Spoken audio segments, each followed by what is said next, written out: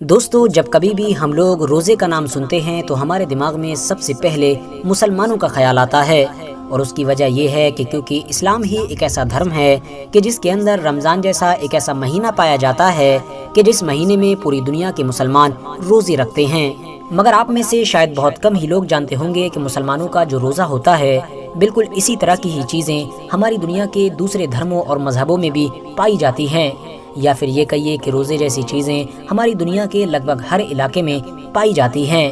بس فرق یہ ہے کہ ان کو الگ الگ علاقوں یا پھر یہ کہیے کہ الگ الگ دھرموں میں الگ الگ ناموں کے ساتھ جانا جاتا ہے،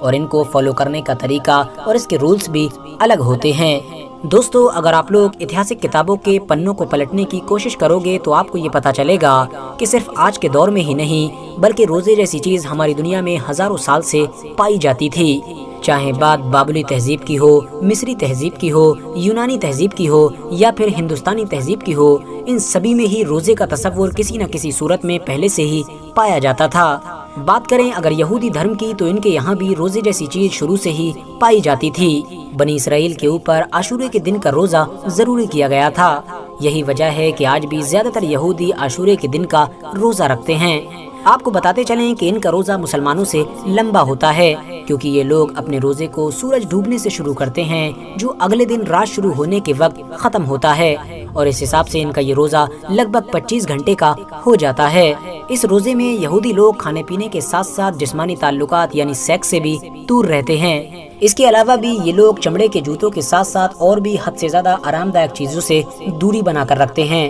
یہ لوگ اپنے روزے کا زیادہ تر وقت عبادت گاہوں میں گزارتے ہیں، توبہ کرتے رہتے ہیں اور اپنی سب سے مقدس کتاب یعنی توریت کی تلاوت کرتے رہتے ہیں۔ توریت کی ہی کچھ روایتوں سے یہ بات کلیئر ہوتی ہے کہ بنی اسرائیل کے اوپر 7ویں مہینے کی 10 تاریخ کو روزہ ضروری کیا گیا تھا، اور یہ کہا گیا تھا کہ تم میں سے جو بھی اس دن کا روزہ نہیں رکھے گا تو وہ اپنی قوم سے الگ ہو جائے گا۔ توریت کی ہی روایتوں سے یہ بات پتہ چلتی ہے کہ جب حضرت موسیٰ علیہ السلام کوہ طور پر گئے تھے اور 40 دن تک وہاں پر رکے تھے تو لگاتار 40 دن تک حضرت موسیٰ علیہ السلام نے روزے رکھے تھے، اور توریت سے ہی یہ بات بھی کلیئر ہوتی ہے کہ بنی اسرائیل کے نبی یعنی حضرت دانیال علیہ السلام نے بھی 3 ہفتوں تک روزے رکھے تھے۔ اس کے علاوہ حضرت الیاس علیہ السلام کے 40 دن تک روزے رکھنے کی روایتیں بھی توریت کے اندر موجود ہیں۔ یہی وجہ ہے کہ آج بھی یہودیوں میں بہت سارے لوگ اس دن کا روزہ رکھتے ہیں۔ دوستو، ان تمام چیزوں کے علاوہ بھی کچھ خاص موقعوں پر یہودیوں کے یہاں روزے رکھنے کا رواج پایا جاتا ہے۔ جب کبھی بھی ہماری دنیا میں کسی طرح کی کوئی آسمانی مصیبت آتی ہے،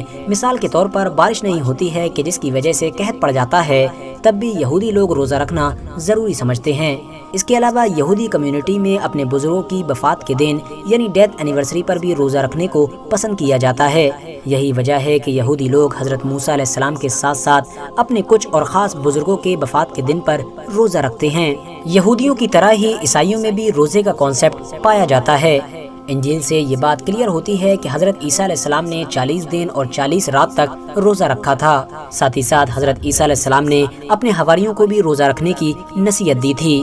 انجیل میں اس بات کو بھی مینشن کیا گیا ہے کہ روزہ خوشدلی کے ساتھ رکھا جائے، یعنی روزہ رکھنے والا اپنے چہرے کو اداس نہ رکھے، بھوک اور پیاس سے پریشان ہو کر چہرے کو بگاڑا بھی نہ جائے۔ بات کریں اگر موجودہ دور کی تو عیسائی دھرم کے جو تینوں سب سے بڑے گروپ ہیں یعنی رومن، کیتھولک، آرتھوڈاکس اور پروٹیسٹنٹ، تو ان تینوں ہی گروپس کے روزے کو لے کر الگ الگ نظریات ہیں۔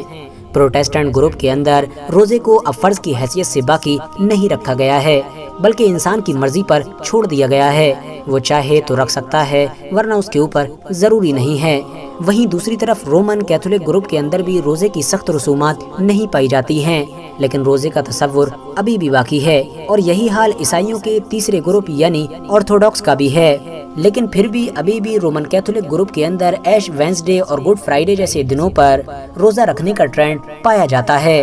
دوستو، مسلموں، یہودیوں اور عیسائیوں کی طرح ہی ہندو دھرم میں بھی روزے جیسی ایکٹیویٹی پائی جاتی ہے جس کو ورت کے نام سے جانا جاتا ہے، لیکن ظاہر ہے ہندوؤں کا یہ ورت نام کے ساتھ ساتھ رولز اور پیریڈ میں بھی دوسرے دھرموں کے روزوں سے بالکل الگ ہے۔ ہندو دھرم میں کچھ ورت تو ایسے ہوتے ہیں کہ جن میں پانی، دودھ اور پھل جیسی چیزیں کھانے کی اجازت ہوتی ہے، جبکہ کچھ ایسے ہوتے ہیں کہ جن میں ان چیزوں کی اجازت بھی نہیں ہوتی ہے۔ آپ کو بتاتے چلیں کہ ہندو دھرم میں ورت کی یہ پرمپرا سینکڑوں سالوں سے ہے، اور دوسرے دھرموں کی طرح ہندو دھرم میں بھی سال میں کچھ ایسی فکس ڈیٹ ہوتی ہیں کہ جن میں ہندوؤں کی طرف سے ورت رکھے جاتے ہیں۔ اس کے علاوہ ہندو دھرم کی عورتیں اپنے پتی یعنی ہسبینڈ کی لمبی عمر کی پرارتھنا کے لیے بھی ورت رکھتی ہیں۔ ہندو دھرم کے علاوہ بھارت دیش میں پائے جانے والے اور بھی دھرموں میں اس جیسی پرمپرائیں پائی جاتی ہیں۔ فی الحال دوستو، آج کی اپنی ویڈیو کو ہم یہیں پر ختم کرتے ہیں۔ ویڈیو پسند آنے پر نہ صرف ویڈیو کو لائک کریں بلکہ اپنے فرینڈز کے ساتھ بھی ضرور شیئر کریں، اور اسی طرح کی نالجبل اور ہسٹوریکل ویڈیوز ہمیشہ دیکھنے کے لیے ہمارے اس چینل کو سبسکرائب کر کے ساتھ ہی میں بیل آئیکن کو بھی پریس کر دیں۔